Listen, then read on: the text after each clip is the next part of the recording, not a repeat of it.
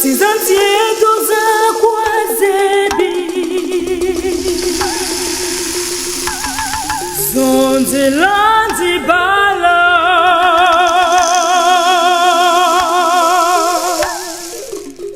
kwemfumu Yesu.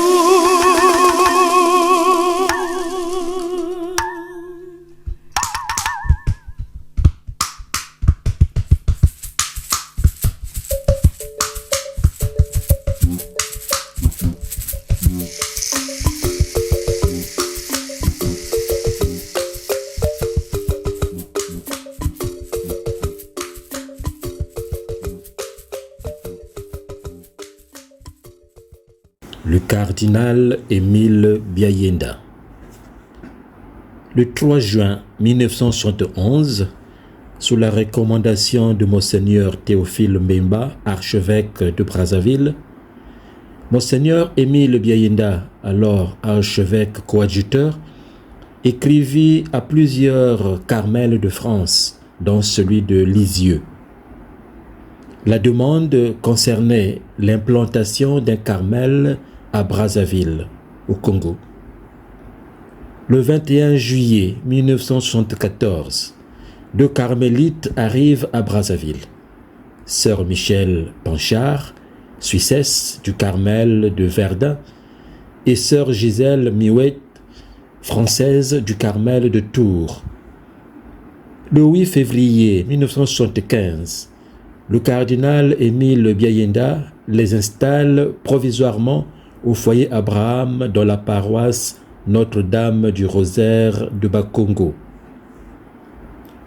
En 1977, la mort inopinée du cardinal Émile Biayenda bouleverse tout.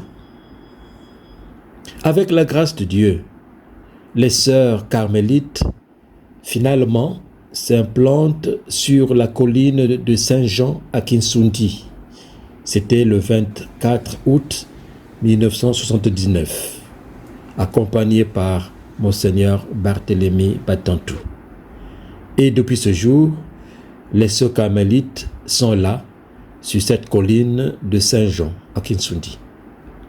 Une des pionnières de ce carmel nous parle avec passion du cardinal Émile Biayenda. Ah, le cardinal, c'était notre père. C'était notre père. Nous réfléchissions tout avec lui. Chaque pas était réfléchi avec lui. Chaque pas était pris en communion les uns avec les autres.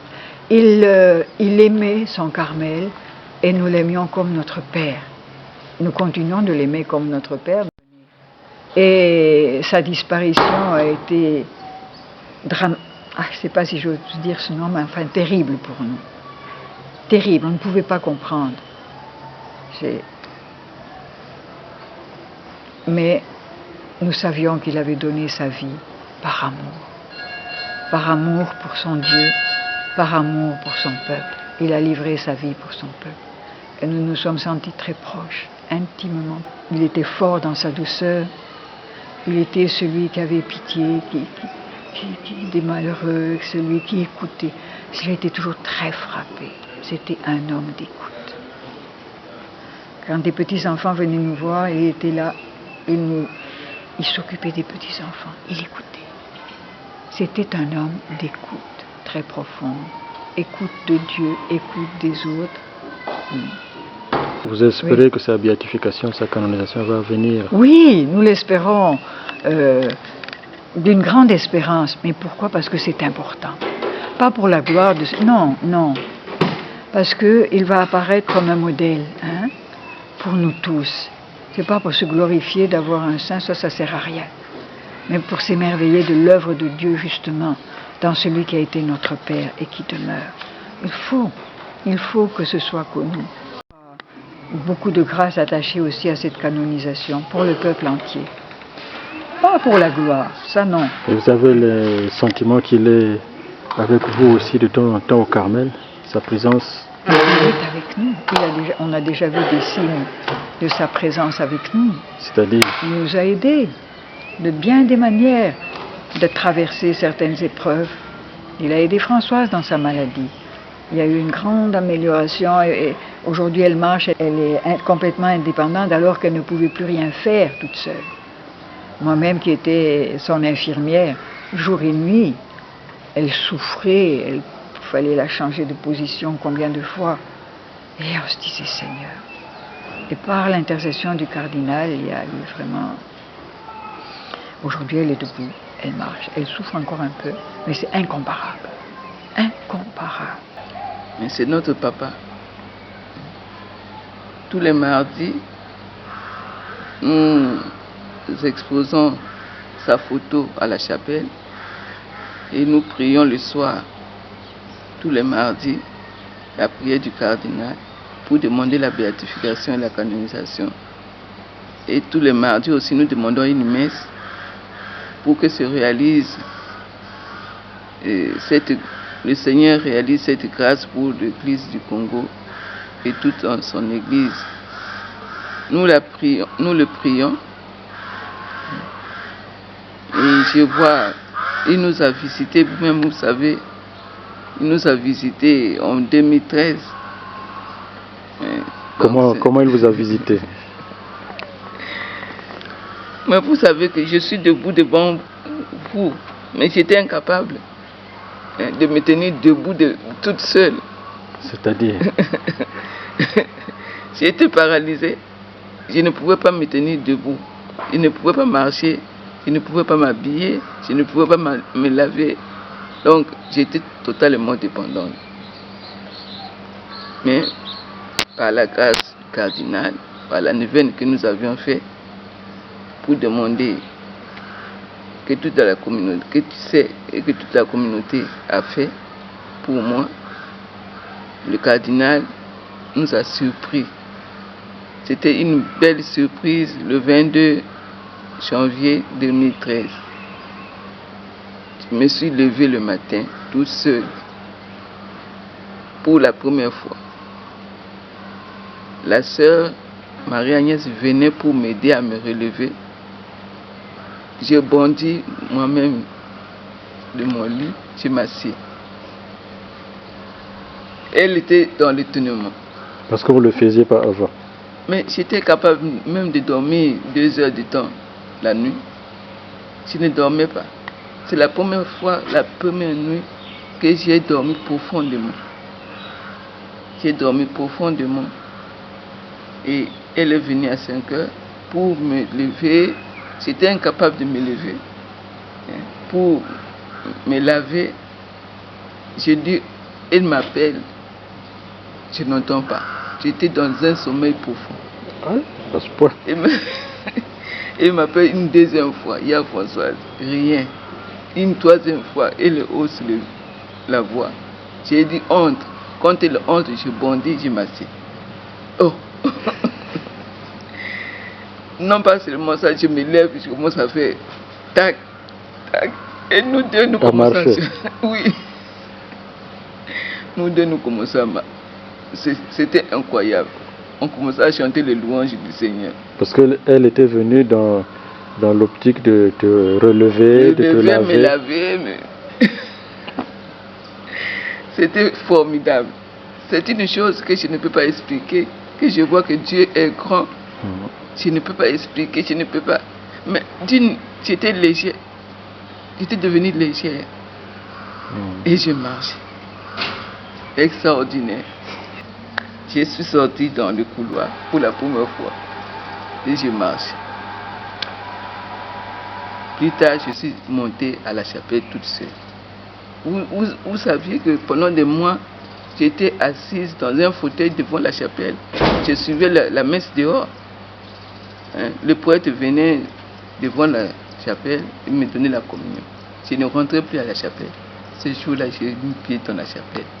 Je me suis assise à ma place. Vous n'entriez plus parce que... Mais je ne pouvais plus. Vous ne pouvez plus tenir... Non, je ne peux pas tenir debout. Je ne peux que rester dans le fauteuil. Et le prêtre venait devant la porte me donner la communion. Comme je ne dormais pas la nuit aussi, quelquefois le sommeil me prenait. Le prêtre me donne la communion. Moi je dors. Mais c'était... Nous avons chanté, dansé, loué le Seigneur toute la matinée. Ah bon? Dansé. Avec le tam-tam, les ouvriers ont laissé le travail, ils sont venus danser avec nous. Les gens du quartier entendent le tam-tam, ils viennent voir, mais qu'est-ce qu'il y a là-bas au Carmel? Et tout, il y a Françoise en train de tourner. C'était quelque chose de merveilleux. Le ciel est là. Vraiment, le Seigneur est grand. Et nous disons merci à Tata Cardinal. Il n'a pas oublié son Carmel. Donc, nous avons été encore plus rassurés qu'il nous accompagne, qu'il est avec nous. Malgré les problèmes de la vie, il n'a pas oublié son Carmel. Et nous savons qu'il prie pour nous. Et j'ai mis une grande photo dans ma chambre. Ah ouais. Le 2 février, nous avons célébré une messe d'action de grâce. La famille a organisé.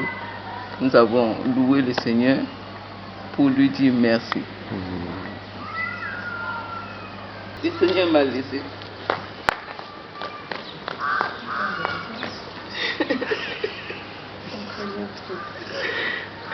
Merci, ma soeur.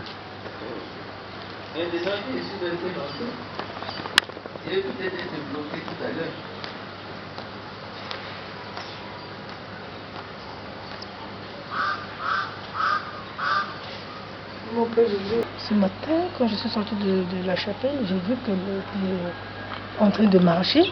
Je suis allée dire à mon époux, j'ai dit, mais c'est la même sœur qu'on voit avec la canne. J'ai essayé de regarder autour d'elle s'il y avait quelque chose qu'elle avait mis derrière elle. Et j'ai vu qu'elle n'avait rien du tout et qu'elle marchait normalement. J'ai dit, c'est pas normal, c'est pas possible. J'ai dit, c'est étonnant ça. J'ai dit, est-ce que c'est la même sœur ou je me trompe de sœur? Mon mari m'a dit, non, c'est la même sœur. J'ai dit, mais non, franchement, ça c'est merveilleux. J'ai dit, je vais aller la voir de près parce que c'est pas possible. J'ai assisté à un miracle pendant ma retraite. C'est merveilleux, Dieu est beau, vraiment. Il nous aimait et il nous est proche, ça j'en suis persuadée. Il nous est proche. Des choses qui se dénouent, des choses qui... Bon, il est là. Et je pense qu'il est proche de beaucoup de gens font l'expérience, hein, qu'il est là, qu'il les aide, spirituellement et aussi physiquement. Ça va venir, sa canonisation, pour la gloire de Dieu, pour qu'on voit les merveilles de Dieu en ce Père, en ce Fils de la terre congolaise. Et il est très aimé au-delà des frontières. Même chez moi, il était connu. En Valais, il y avait le père Robir. Il habite pas loin de chez nous. Donc il revenait à Grosne, là c'est des villages tout près de chez nous. Il était bon. C'est pas pour rien qu'on l'appelle le bon cardinal. Il était bon de la bonté de Dieu. En tout cas, il avait pour nous une grande sollicitude. Il venait nous voir, tout cardinal qu'il était, il venait, il savait qu'on avait la prière se terminer le soir vers 18h30 quand on était à Bakongo. Il venait avec sa 3 chevaux, avec sa soutane kaki. Et conduisait lui-même, il venait tout seul quand il venait nous voir, avec sa petite 3 chevaux. Et puis il entrait. Et puis, comment ça va? Bon, il est là. Et je pense qu'il est proche de beaucoup de gens font l'expérience, hein, qu'il est là, qu'il les aide, spirituellement et aussi physiquement. Ça va venir, sa canonisation. Il était bon de la bonté de Dieu, le cardinal Émile Biayenda. Il est bon pour tous ceux qui se confient à lui. Que vienne vite sa béatification et sa canonisation.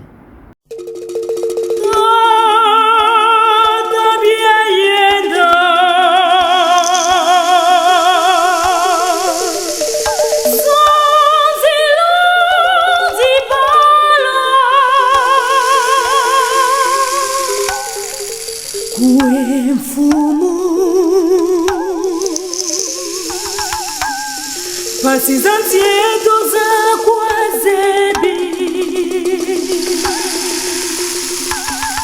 zonze lanzi ba